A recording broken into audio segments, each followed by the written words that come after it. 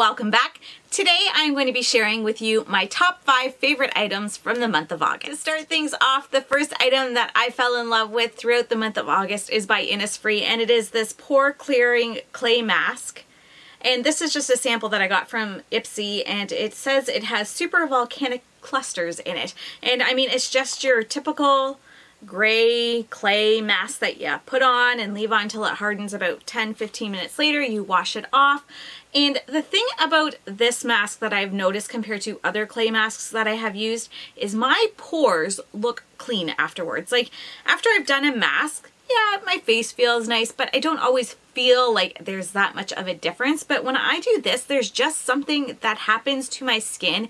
It looks softer, my pores look smaller, and they just look clean. My face feels clean, and I really enjoyed this compared to other clay masks that I have. Now, I don't know if it's the volcanic clusters that are in here or if it's just a clay mask in general and I just never paid attention to other ones, but I've worn clay masks enough to kind of figure that I think it's this specific one. I've never actually taken a clay mask off before and been like, oh wow, my skin looks so good, I need to use this again and again. And that is the case with this. And this sample size, how much was it? It is 20 mils.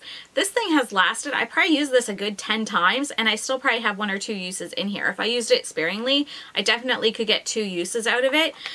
So this was a really nice mask. I do have other masks that I want to use up in the meantime, but unless something else jumps out at me as being equally as good and is more affordable or something better, which I haven't found yet in my collection, this is something I would definitely be repurchasing. The second item I have is Cheap and Cheerful, and it is from the Dollar Tree. So if you are in the US, it's $1 for you. If you are here in Canada, that would be $1.25. If you watch enough Dollar Tree hauls, you will find people are buying their false nails from Dollar Tree. Now, I picked up several different varieties from Dollar Tree recently, and I have to say most of them didn't fit my nails that well. They only come with about 12 nails in the actual package, so it can be hit and miss on what's going to work for you. I mean, you could file them to make them work, but they're false nails. I don't want that much effort going into it. But I have found that the Nailicious brands from the Dollar Tree do fit my nail beds quite nicely. I don't have to trim anything.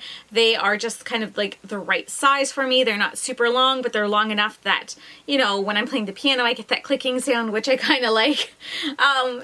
But they're not super long that, you know, when I'm changing a dirty diaper, they're getting in the way and that sort of thing. They are workable. I can use them. The glue that comes with it is okay. It's not my favorite. I use other glue, but in a pinch it does work. I just find it dries rather white, and I'd rather have something that's a bit more clear. The thickness of these nails is almost like if you had acrylics done. Not that they are that thick, but they're thicker than the usual or the regular false nail that you might be putting on.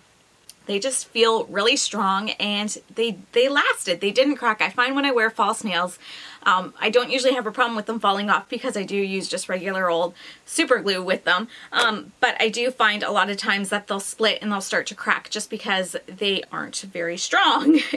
Kind of like my regular nails. But these ones, they lasted and they held up until I got bored with them and took them off, and I had them on for a good week, I would say. A couple of them popped off and I glued them back on. Again, that's just the glue, but as for holding up, they didn't break at all. They held up no problem. So if you have smaller-ish nail beds, I would suggest these. I think they might be really good for you. Whereas some of the other ones, the quality of the nail just didn't feel as nice, and then they were bigger, so they didn't fit my nails as well. I would have had to trim them too much. So I'm really happy that I found these. These are a couple of the ones that I picked up. I did have another one, but I wore those. I can't remember what they looked like now, but they were nice. And they had several different styles. So again, yeah, if you are looking for false nails, but you're looking for something that is a little bit longer lasting, that has a little bit more of a strength and a thickness to the actual false nail, and if you have smaller nail beds, definitely check out the Nailicious by Tivoli. I think that's what it is. Yeah, Tivoli Cosmetics Nailicious Nails. Super good. Number 3 on my list of favorites is by Makeup Revolution or Revolution Beauty, whatever you want to call them these days. And it is their matte base powder. And it is just simple packaging. It has a lid, no mirror, powder. You've got your stuff on the back. This is a This shade in particular that I've been wearing is P5. It is a little light for me right now, but I can get away with it just because it isn't super, it's not super full coverage or anything like that when I put it on. It's just a really nice, soft powder. I love pressed powders. Loose powders for me are just too messy, and I don't feel like I get, how do I put it? Enough of the powder on my face when I'm putting them on. I don't like a tacky finish on my face at all from foundation. So, I mean, I go heavy with the powder and then I just use like a finishing spray afterwards to kind of settle that down a bit. I also use the puff that this didn't come with it. I have extra ones that I bought on eBay, and I use these to just kind of press it into my skin. I don't use this alone. I use this more as a finishing powder because I really like how this makes my face look and my pores. It just softens everything. During the summer, I do have a little bit more oil. During the summer, my skin is a little bit more oily, not super a lot, and it might be more sweat than anything. But again, I'm getting that tackiness on my skin, and it drives me batty. I can't stand it. So I'll put my primer on and I'll put my foundation on, and then I usually go in, especially in my T-zone, with the Rimmel Stay Matte Press Powder. And then afterwards I will go in with this just kind of as a finishing powder. I just find, again, it is very soft and blurring. It's just a really nice feeling powder. This powder in particular, it says it's a matte base powder, so maybe in the winter time I might just use this alone instead of the Rimmel Stay Matte. But definitely this is a staple for me. Again, this is the shade P5, but they do have, I think, 18 shades. They do have one that says P0 and it looks white, so I'm not sure if that's considered translucent or if that's just for like if you want like a white powder to put on. This is really affordable too. I think it is $5 US when you look at the Revolution Beauty website. That's where I order it from. I'm not sure if it's available at Ulta or not, but definitely Revolution Beauty does have it. I believe there was 18 shades and not expensive at all. It is a really nice feeling silky powder, really nice. Number 4 for my list does go, again, kind of hand in hand with that matte powder and the fact that throughout the summer I'm getting a little oilier and a little sweaty, and I like to keep that at bay as much as possible. So I don't use this all year. So this particular item I don't use all year, but is definitely a staple for me in the summer. I have gone through multiple tubes of it, and it is the Rimmel Stay Matte Mattifying Makeup Primer. It is with the white and the purple. I love this primer. It works so well. This is a very lotion-like primer. You're not going to get that dimethicone and slippy kind of feel at all with this. It's just really nice. I find it works really well. I have no need to even want to try any higher end or more expensive mattifying primers because I feel like this one is really good as far as a mattifying primer goes. I do use other primers just to give more of a pore filling effect on my face as well. I kind of mix it up that way a little bit, but as for my T-zone, this is definitely a staple, something I use all summer long. Even if I'm not wearing makeup, I enjoy wearing this.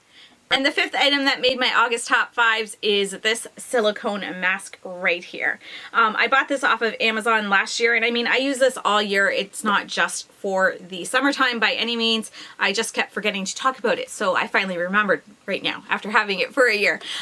So I am not a huge fan of sheet masks generally because I don't have time to just sit there and do nothing. And if I'm sitting there doing nothing, I like to be watching TV and vegging or reading a book.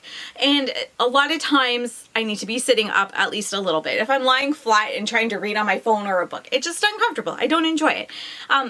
And it's hard to get things done if you're wearing a sheet mask because they just slip off.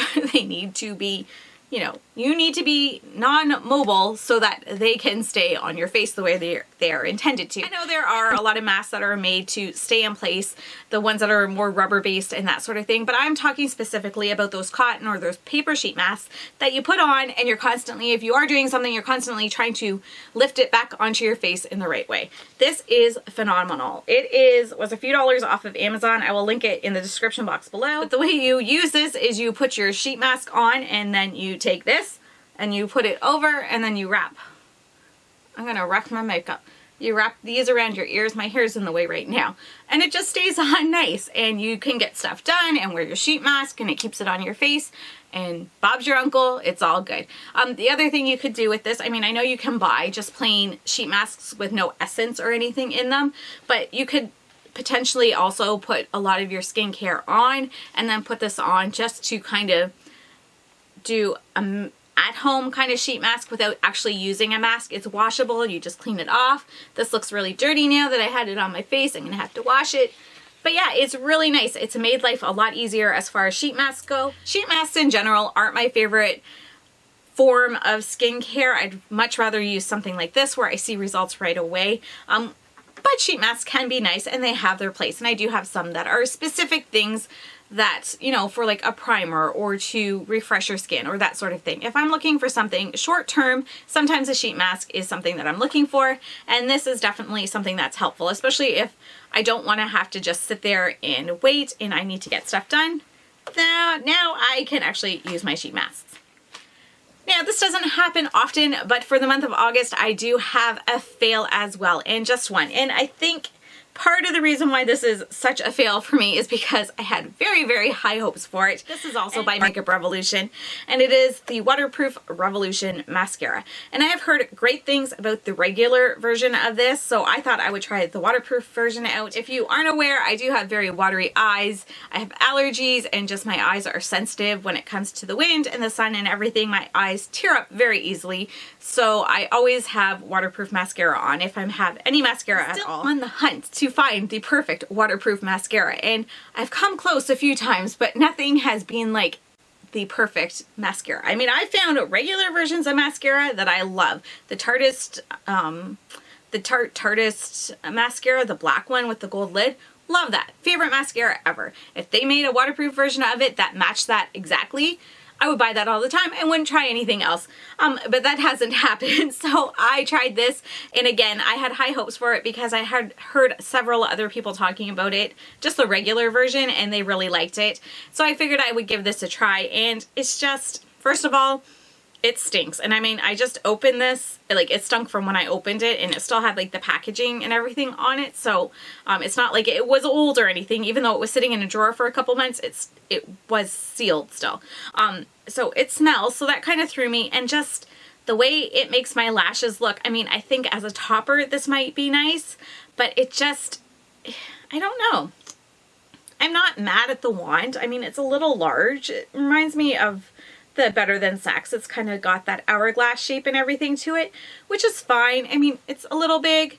It's hard to get the lower lash line, but I'm not looking for that. I'm just looking for my upper lashes, and I thought it would be good, but it just kind of makes a mess of my lashes. It dries very fast, so you can't really get in there to fan out the lashes, and I don't know. I was expecting more from this. Is it the worst mascara I've ever tried? No, by far not even close to the worst mascara I've ever tried. It's not a good mascara for me. I didn't enjoy this, and it makes me sad. Let me know in the comments below if you have tried this mascara, and the waterproof one in particular, and did it smell funny to you? Like, it smells almost like Play-Doh, like homemade Play-Doh, the gross smelling stuff. I don't know. It has a funny smell to it, so I don't know if it was old when I got it. I don't know if something got in there. But the formula itself isn't that great either. So again, let me know in the comments below what you thought of this mascara if you have tried this particular one out. Thank you so much for watching, everyone. I hope you enjoyed this video. If you did, go ahead and give it a thumbs up. Don't forget to subscribe if you haven't already, and I hope you have a fantastic day. Bye-bye.